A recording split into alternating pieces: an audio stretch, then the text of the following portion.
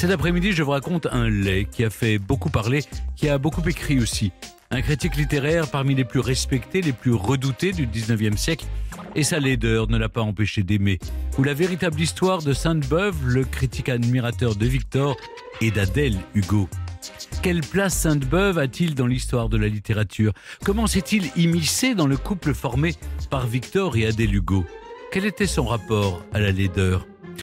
Europe 1, 15h, 16h, historiquement vôtre. le récit, Stéphane Bern.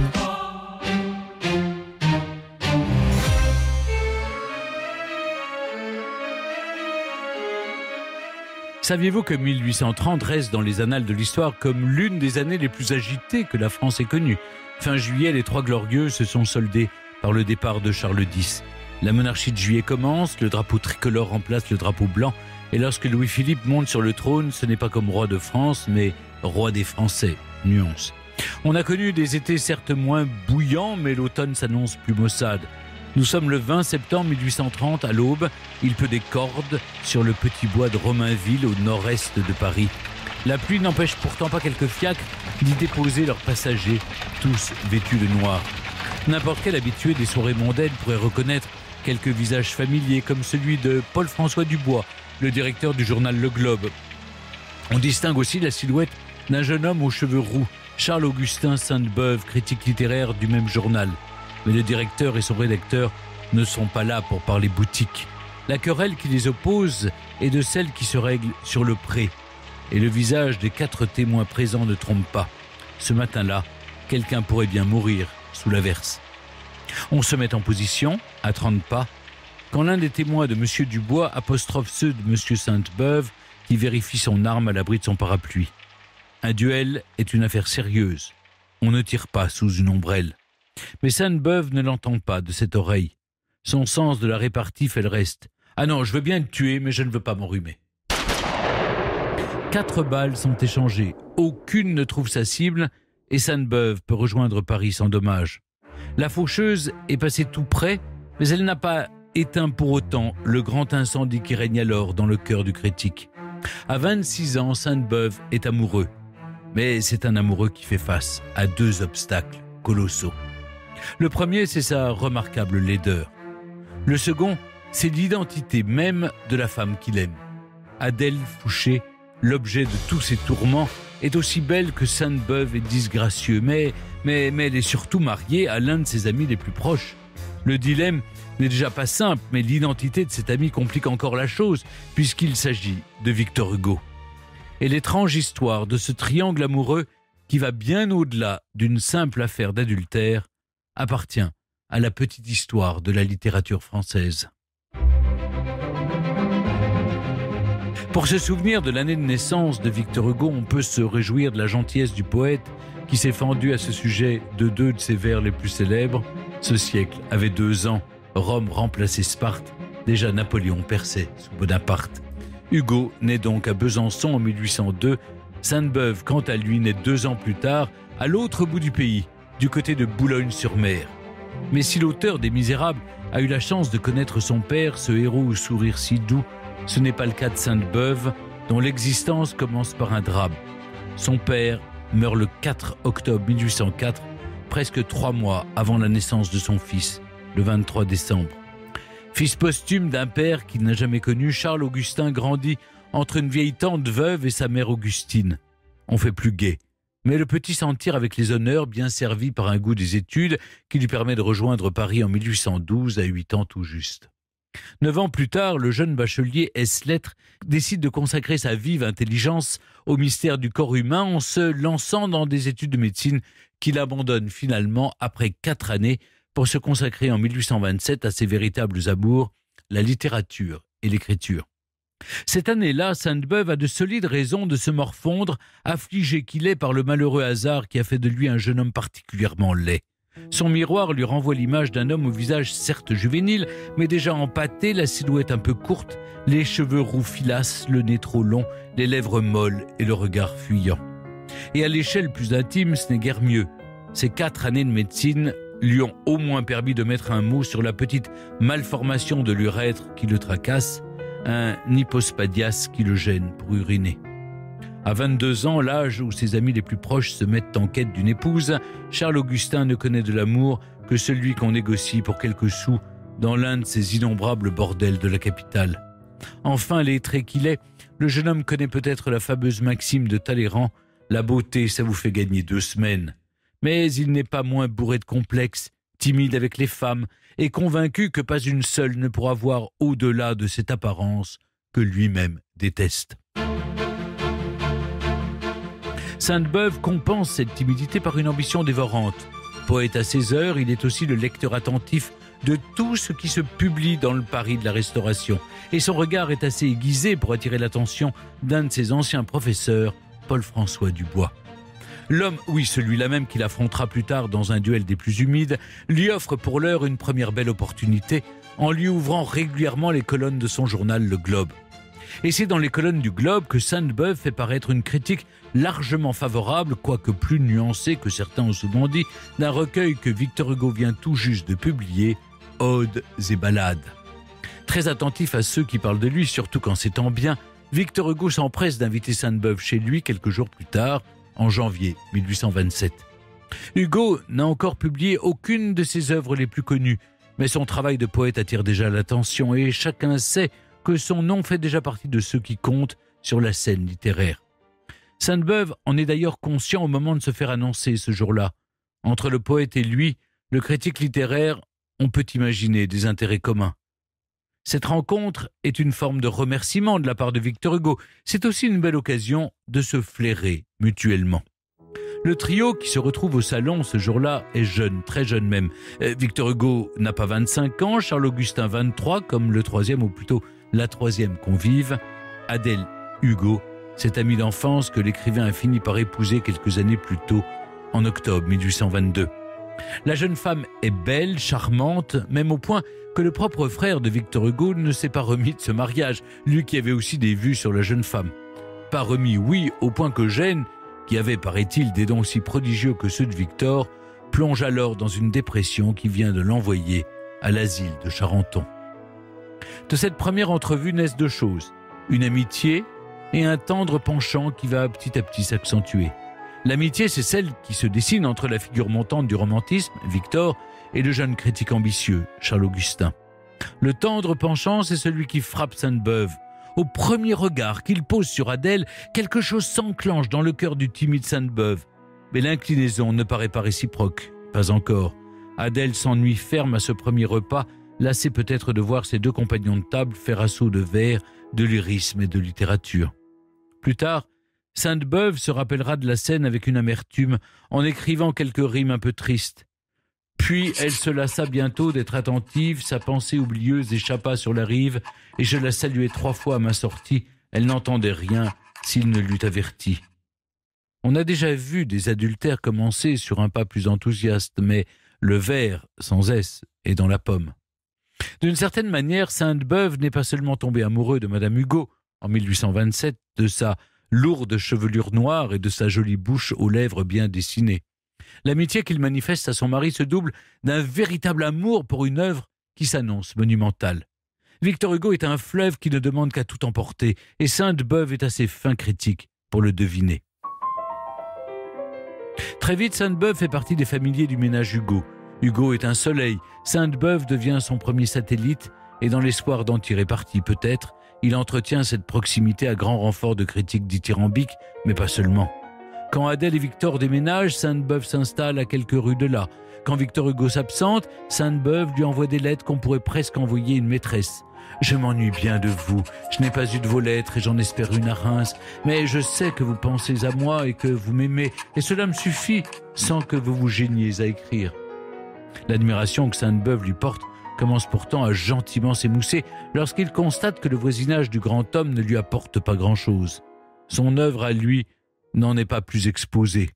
On le connaît comme critique, mais les opportunités qu'il espérait au contact de Victor Hugo ne se concrétisent pas. Pire encore, Sainte-Beuve réalise qu'il n'est plus qu'un admirateur parmi d'autres. Hugo navigue au milieu des flatteurs et des courtisans. Si Adèle et Charles-Augustin se rapprochent, c'est aussi parce que Victor s'éloigne, pris par son œuvre et par le souci de sa gloire. Dans ce problème à trois corps, tout répond aux lois de l'attraction et de la répulsion. Le visage de Sainte-Beuve n'est plus si repoussant quand on le voit tous les jours, et la vertueuse Adèle se laisse doucement glisser des rives de l'amitié vers des eaux plus profondes et plus risquées.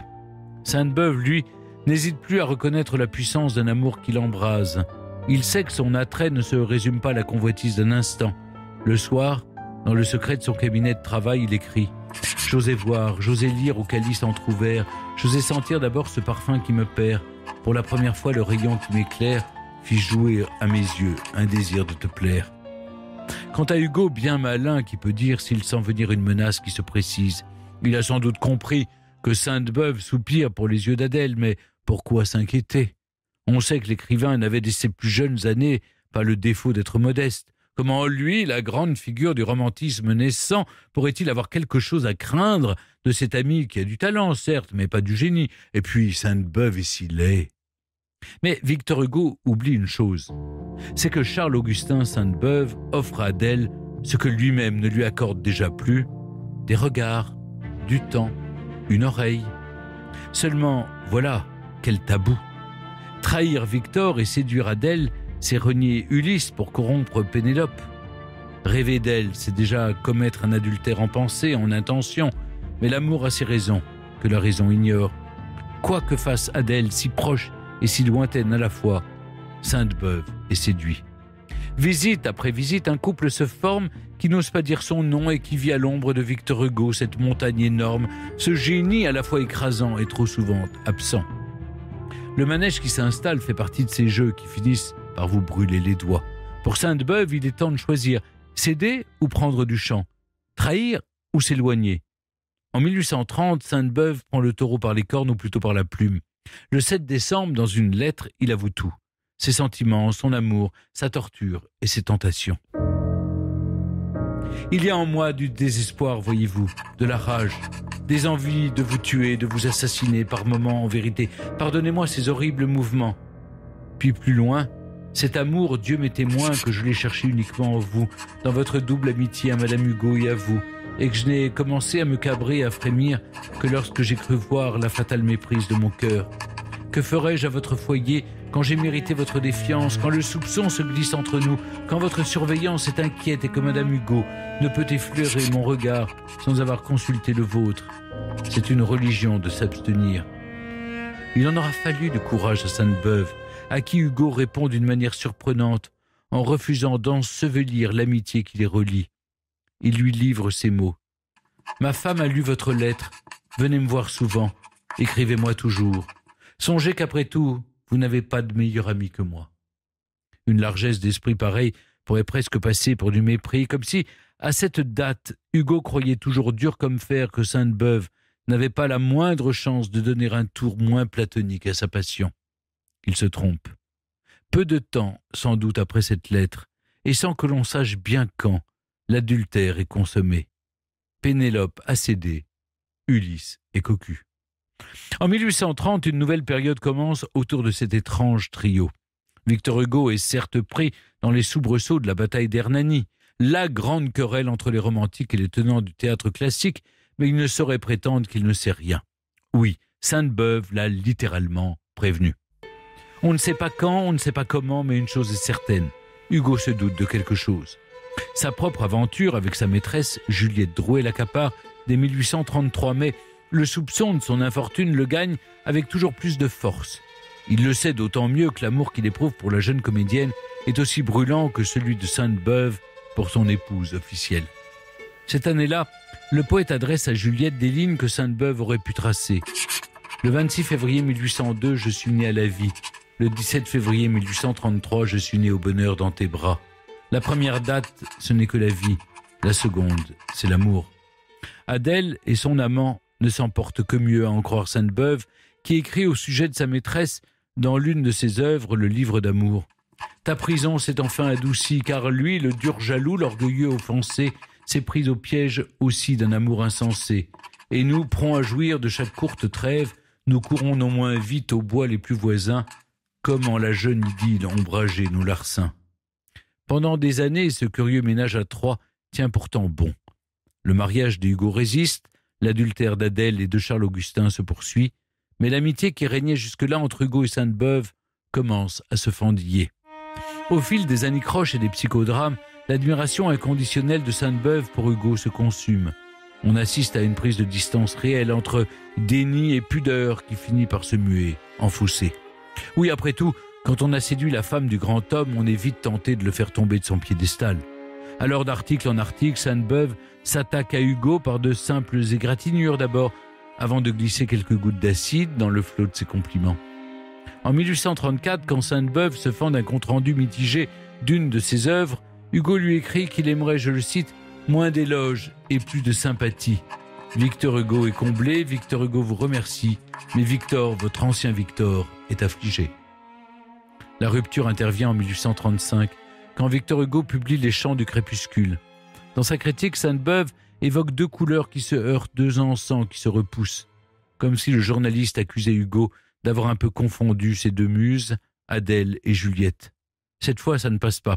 La rupture amicale est totale et chacun se demande si Sainte-Beuve ne va pas devoir refaire le chemin du bois de Romainville pour un nouveau duel. Il faut croire qu'on est moins bouillant à 30 qu'à 20 ans. Il n'y aura pas de duel, seulement de l'amertume.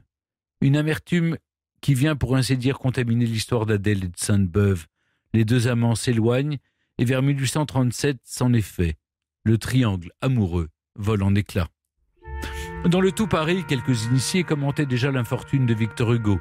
La rupture une fois consommée, les langues se libèrent et c'est à qui se fendra de la formule la plus vacharde. Le journaliste Alphonse Karr, l'une des plus belles langues de vipère de son temps, écrit à propos de Sainte-Beuve qu'il a laissé sur Adèle la trace luisante et visqueuse que laisse sur une rose le passage d'une limace. Le doux Alfred de Vigny compare le critique à un crapaud qui empoisonne les eaux dans lesquelles il nage. Et Victor Hugo lui-même de s'autoriser un méchant calembour en surnommant l'ancien amant de sa femme Sainte-Bave. Mais sa formule la plus cruelle est sans doute celle-ci. Sainte-Beuve n'était pas poète et il n'a jamais pu me le pardonner. Malgré les attaques, la carrière de Sainte-Beuve prend un tour tout à fait honorable dans les années 1840, du moins tant qu'on ne la compare pas à celle de Victor Hugo, dont il croise d'ailleurs souvent la route. Oui, le Paris des lettres n'est pas bien grand. Sainte-Beuve collabore alors au Globe, à la Revue des Deux Mondes, au Constitutionnel et au Moniteur. C'est un homme qui compte dans le milieu des arts et des lettres. Maître de conférences à l'école normale, professeur de poésie latine au Collège de France, conservateur de la bibliothèque Mazarine, il finit même par intégrer l'Académie française. Ironie de l'histoire, c'est Victor Hugo qui l'y accueille le 27 février 1845, en oubliant curieusement de prolonger l'éloge du nouvel immortel, ce qui va contre tous les usages. On prétend même que l'auteur de Notre-Dame de Paris a voté 11 fois contre son ancien ami, mais les gens sont méchants. Les fleurets sont mouchetés, mais la rancœur est tenace entre deux hommes que tout oppose, même la politique. En 1851, tandis que Victor Hugo choisit un poil forcé l'exil du côté de Guernesey, Sainte-Beuve se rallie au Second Empire. Sa carrière s'en porte encore mieux. 20 ans plus tard, en 1865, Sainte-Beuve obtient un siège au Sénat impérial. C'est là son apogée, mais c'est aussi sa fin. En 1869, le vieux critique s'éteint sans avoir jamais revu son ancien ami Victor, qui ne reviendra en France qu'en 1870, au lendemain de la chute de Napoléon III. On peut bien entendu sourire des amours un peu dérisoires de Sainte-Beuve. On peut s'amuser de cette course à la gloire un peu vaine contre l'un des plus grands auteurs de l'histoire de la littérature. Et ce serait injuste, parce que ce critique à la plume aussi belle qu'il était moche ne se résume pas à ce rôle un peu ridicule de l'amant qui se cache dans le placard.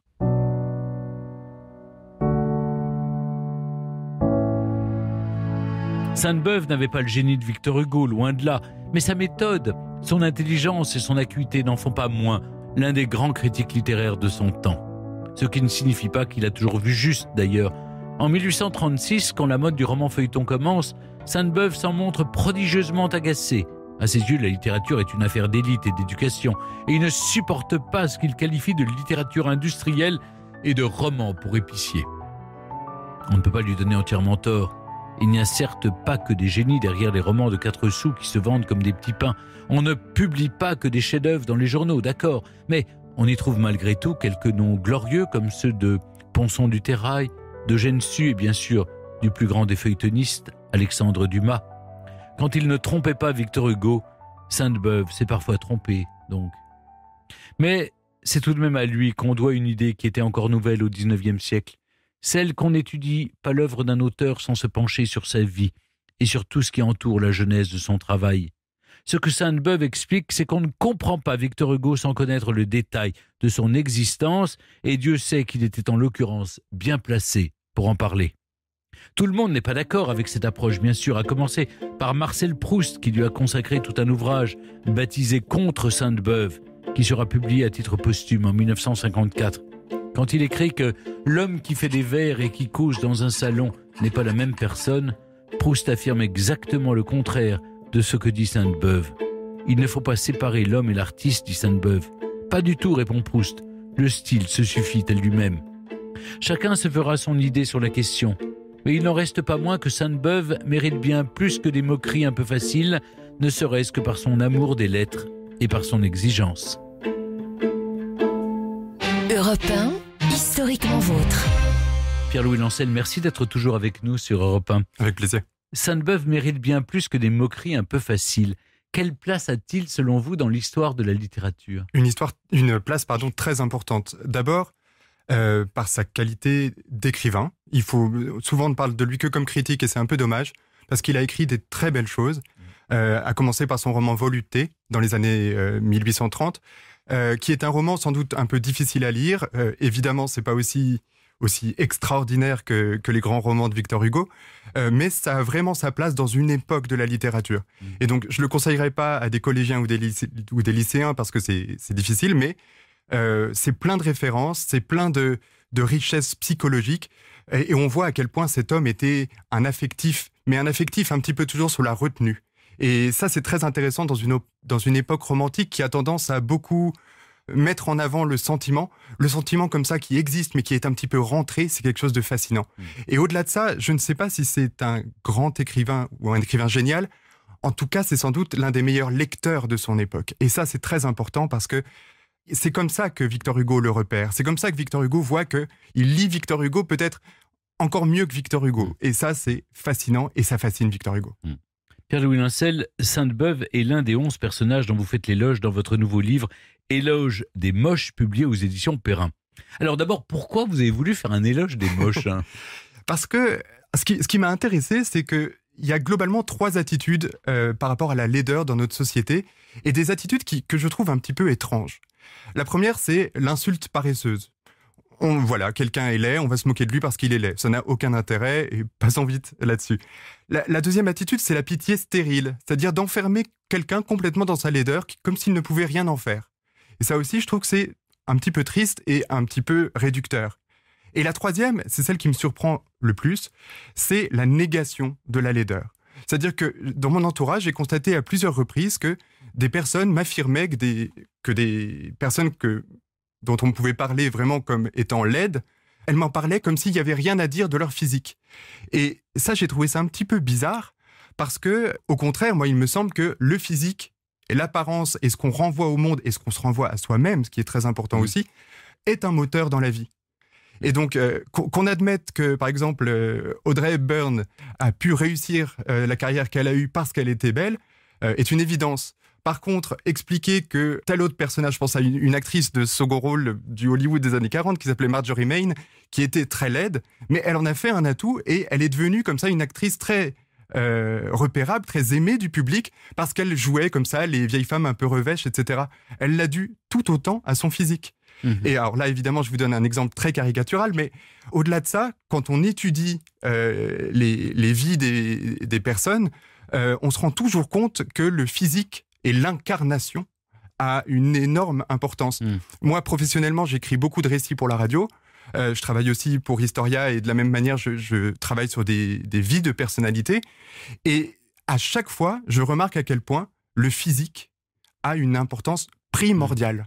Et je suis toujours un petit peu frustré, au contraire, quand dans une biographie, je vois que le physique est totalement occulté, comme si ça n'était pas un sujet assez bien pour en parler, assez noble. Est-ce qu'on peut dire que quand on se sent laid, quand on se sait laid, on est obligé de développer d'autres aptitudes, une autre forme, de beauté à travers l'intelligence, le talent Exactement. Exactement, et c'est vraiment ce que j'ai voulu montrer dans ce livre, où on voit donc 11 personnages qui chacun ont été affublés d'un physique difficile, ou du moins qui ont eu à affronter un regard sur ce physique, et qui ont développé des stratégies. Donc on l'a vu avec Sainte-Beuve, mais on le voit avec énormément de personnes, et surtout ils ont développé des stratégies très diverses. Et ça m'a fasciné, et finalement pour moi, parler de la laideur, ça a été une manière de parler de la beauté du monde. Parce qu'en réalité, quand on va un petit peu au-delà de la laideur, on se rend compte que des personnes blessées, des personnes qui ont des difficultés, justement, nous apprennent à voir qu'il y a autre chose que ce qui peut être très très superficiel. Et selon vous d'ailleurs, vous expliquez, on ne peut pas exclure le corps de l'histoire de quelqu'un, une histoire sans portrait est finalement une histoire tout à fait incomplète. Absolument. On ne peut pas parler de Talleyrand sans parler de son physique. On ne peut pas parler de Jeanne de France, qui est la fille de Louis XI, qui était complètement difforme, boiteuse, exactement, enfin qui avait quand même beaucoup de difficultés au départ. Et pourtant, elle est devenue une sainte et son corps a été adulé au-delà de sa mort. Donc là aussi, il y a des retournements. Ce qui n'est pas le cas de la princesse Palatine, pour le coup. Ce qui n'est pas le cas de la princesse Palatine, mais la princesse Palatine, elle est extraordinaire parce que donc c'est la belle-sœur de Louis XIV. Et ce qui est extraordinaire avec elle, c'est qu'elle s'est complètement libérée de l'importance que pouvait avoir son physique. Et en se libérant, elle s'est sentie extrêmement en droit de parler du physique de tout le monde, du sien, qu'elle est la première à brocarder, mais aussi de tous les courtisans. Et grâce à elle, on a des portraits qui ne sont pas retouchés à la cour de Louis XIV, et c'est assez rare. Vous parlez de la façon dont vos personnages s'emparent, chacun à leur façon, de leur laideur. La particularité de Sainte-Beuve, c'est qu'il ne l'assume pas. Ça transparaît dans ses écrits ? Oui, ça transparaît, notamment dans Volupté dont je parlais, ou dans sa poésie, qui est aussi une œuvre importante. On sent toujours ce mal-être dont il a eu l'expérience, et dont il a l'expérience, je pense, toute sa vie. Ce mal-être donne de l'épaisseur à ses personnages, donne beaucoup de richesse. On comprend que c'est quelqu'un qui a eu du mal à se faire accepter et qui avait une énorme, des sentiments extrêmement forts, mais qui n'était pas en droit de vivre et d'extérioriser. Et cette frustration-là, c'est une muse littéraire. Mais quelques décennies avant Sainte-Beuve, Danton, à l'inverse, assume sa laideur et en devient séduisant. C'était une autre stratégie de la laideur, finalement. C'est une autre stratégie, et c'est quasiment la stratégie inverse. Ce qui est passionnant avec Danton, c'est qu'on peut se demander s'il avait été un peu plus beau, s'il aurait réussi. Parce que ce qui fait que Danton, comme ça, ressort de la masse, ce qui ressort comme ça dans ce Paris révolutionnaire, c'est que dès qu'il pénètre dans une pièce, on le voit, on l'entend. Il est laid et il s'en fiche. Il s'en fiche, au contraire, il a une telle facilité à vivre sa laideur, ou du moins apparence de facilité, que finalement il l'emporte. Et soit on le déteste, soit on l'adore, mais en tout cas, on le remarque. Pierre-Louis Lincel, le premier portrait qui figure dans votre éloge des moches, c'est donc celui de Sainte-Beuve. Ses contemporains n'ont quand même pas été tendres avec lui. Comment le décrivent-ils ? Il faut dire que certains portraits sont féroces, non ? Sont extrêmement durs. On est dans un monde extrêmement concurrentiel entre jeunes écrivains ambitieux, ou même quand ils sont plus âgés. D'ailleurs, là, je ne fais rien à l'affaire. Par exemple, Alfred de Vigny écrit que c'est un petit homme assez laid, figure commune, dos plus que rond, qui parle en faisant des grimaces obséquieuses et révérencieuses comme une vieille femme. C'est d'une dureté absolument atroce. Et le fait est qu'il met le doigt sur quelque chose. Quand Sainte-Beuve entre dans une pièce, c'est le contraire de ce que je disais tout à l'heure avec Danton. Sainte-Beuve, on sent qu'il est mal dans sa peau. On sent que ça ne va pas, qu'il est mal. Et ce qui me passionne aussi, c'est que finalement, quand on regarde ses traits, parce qu'on a quelques photos de lui un peu âgé, etc., on voit qu'il n'est pas si affreux que ça, si on essaye de le regarder, si tant est que ce soit possible, un peu objectivement. Certes, c'est pas une gravure de mode, bien sûr, mais bon, ça pourrait passer. Mais le fait est qu'il la porte mal, cette laideur. Et on a un contraste avec Victor Hugo. Victor Hugo n'est pas laid, mais c'est pas non plus un homme très très beau. Et pourtant, Victor Hugo, il en impose dans une pièce. Tout de suite, son intelligence lui donne une forme de charme qui transcende tout. Mais justement, quelle place a la laideur dans l'œuvre de Victor Hugo, qui est le grand rival de Sainte-Beuve ? Une place très importante. Et c'est aussi ce paradoxe-là qui m'a intéressé. On a 3 grands personnages, notamment chez Victor Hugo, qui témoignent d'une manière de vivre la laideur ou de subir la laideur. D'abord, il y a Quasimodo, évidemment. Il y a un qui me paraît très très intéressant, qui est Gwynplaine, le héros de L'Homme qui rit. Et on a Triboulet. Pour ce qui est de Gwynplaine, moi, c'est celui qui me passionne le plus, parce que Gwynplaine, il a ça en commun avec Sainte-Beuve, qu'il est regardé différemment par une femme, par l'amour. Et cette femme, en l'occurrence, elle est aveugle. Et donc, Victor Hugo nous montre une femme qui, émerveillée par l'amour, parvient à trouver une beauté infinie à un homme qu'elle ne voit pas. Alors, on est totalement dans du Victor Hugo avec des antithèses. Enfin voilà, on est vraiment dans cette idée-là de contraste.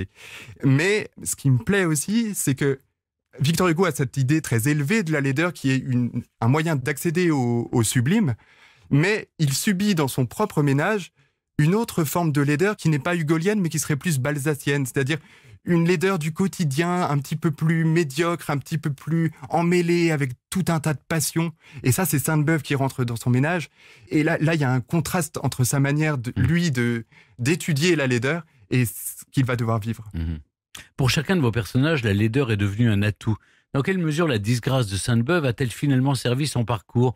Est-ce que, à quel point elle a été, pour vous citer, une voie vers le sublime ? Parce que il a tellement subi de la frustration avec sa laideur, et une frustration qu'il a réussi à dépasser, qu'elle est vraiment un passage vers le sublime. Il n'aurait pas écrit ce qu'il a écrit s'il n'avait pas été laid. Et d'une manière plus personnelle, il a appris à faire de sa laideur un avantage pour séduire Adèle Hugo. C'est-à-dire que Adèle, finalement, elle a été mise dans sa proximité parce qu'il était laid. Il a pu devenir le confident, il a pu devenir l'oreille attentive, il a pu, comme ça, être regardé autrement. Elle lui a laissé le temps aussi parce qu'il était laid et que finalement, pour Victor Hugo, il n'était pas un danger. Il y a une autre chose qui est importante, c'est que quand on est laid, les sentiments qu'on offre, on les offre vraiment. Quelqu'un de beau, je pense, a plus tendance à s'imposer de manière naturelle. Et à jouer de son physique. Son physique, et finalement, il n'a pas tellement besoin de faire autre chose. Chez Sainte-Beuve, il y a une stratégie qu'il met en place, et une stratégie qui va fonctionner. On parlait tout à l'heure de la princesse Palatine, la belle-sœur de Louis XIV. Elle riait de sa laideur. On a du mal à rire du physique aujourd'hui. Oh oui, je pense vraiment qu'il y a une forme de tabou qui existe sur le sujet. Et je vois moi-même, en écrivant le livre, plusieurs fois, j'écrivais des phrases et après je me disais « Oh non, je peux pas écrire ça ». Et j'essayais de trouver un peu un compromis entre ce qu'on peut écrire, ce qu'on ne peut pas écrire.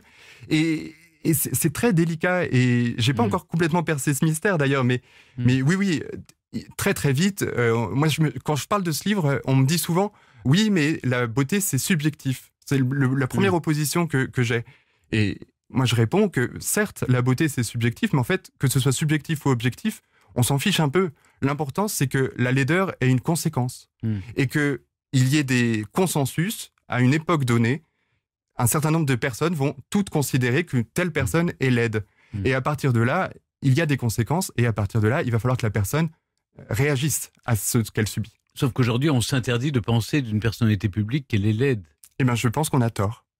Je pense qu'on devrait redonner une place à la laideur dans le monde. Et je finis d'ailleurs le livre sur Dostoïevski, parce que Dostoïevski est quelqu'un qui, en se retrouvant au milieu de bagnards, exilés au milieu de la Sibérie, etc., en se retrouvant au milieu de bagnards, de personnes complètement détruites par la vie, etc., c'est là qu'il a découvert ce qu'on peut appeler la grâce. Ce paradoxe-là me fascine. Pour moi, en redonnant de la place à la laideur, on redonne de la place à la grâce. Est-ce que vous les voyez laids, vos personnages ? Eh bien, pas tous. On le disait, dans la laideur, il y a quelque chose de subjectif, et quand on écrit un livre sur des personnes, on a tendance un peu à vivre avec elles. À s'attacher à elles s'attacher, etc. Et donc, mon jugement a pu un petit peu évoluer sur des portraits ou des choses comme ça. Et l'autre élément, c'est que j'ai aussi tenu à mettre une personne dans cette liste, Anne de Clèves, qui est une des épouses d'Henri VIII, qui a été rejetée par Henri VIII parce qu'il l'a considérée comme trop laide. Or, quand on voit son portrait, qui, d'après les historiens, est assez fiable, elle n'est pas laide. Mais il l'a reconnue comme telle et ça a changé sa vie. Est-ce qu'il n'y a pas finalement un regard assez sexiste sur la laideur ? C'est-à-dire, prenez les actrices, on met de très belles actrices avec pour partenaires des acteurs extrêmement laids. Oui, c'est vrai. Non, mais c'est vrai. Je sais pas, mais Orson Welles, c'était pas un premier prix de beauté. Non, mais Orson Welles, c'est un cas très intéressant, Orson Welles, parce que il a été donc marié à Rita Hayworth, l'une des plus belles femmes du monde. Elle était absolument incroyable. Je pense à Marilyn Monroe, qui était l'une des plus belles, mariée aussi. Oui, mais Orson Welles, je reste sur cet exemple-là, parce que Orson Welles avait un charme fou. C'est-à-dire que Et c'est un peu dans le même cas, je le rangerais un peu dans le même cas que Danton. C'est quelqu'un qui... il en imposait quand il en imposait, et il était d'une telle intelligence. Vous savez, quand Orson Welles a rencontré Rita Hayworth, quand il l'a rencontrée, des deux, la personne intimidée, c'était elle. Et on a du mal à se l'imaginer, mais ça montre à quel point cet homme avait un charisme qui en imposait. Pierre-Louis Lincel, ce livre, finalement, c'est un appel à assumer notre laideur, la laideur du monde aussi, à ne pas la nier. Oui, c'est vraiment un appel à accepter tout simplement que le monde a une part de laideur. Et surtout se dire que cette laideur n'est pas une fin en soi, que ça peut être le début de quelque chose. Merci beaucoup, avec plaisir, Pierre-Louis Lincel, de nous avoir accompagnés cet après-midi dans Historiquement Vôtre pour retracer la véritable histoire de Sainte-Beuve, le critique admirateur de Victor et d'Adèle Hugo. Je rappelle que votre éloge des moches est disponible aux éditions Perrin.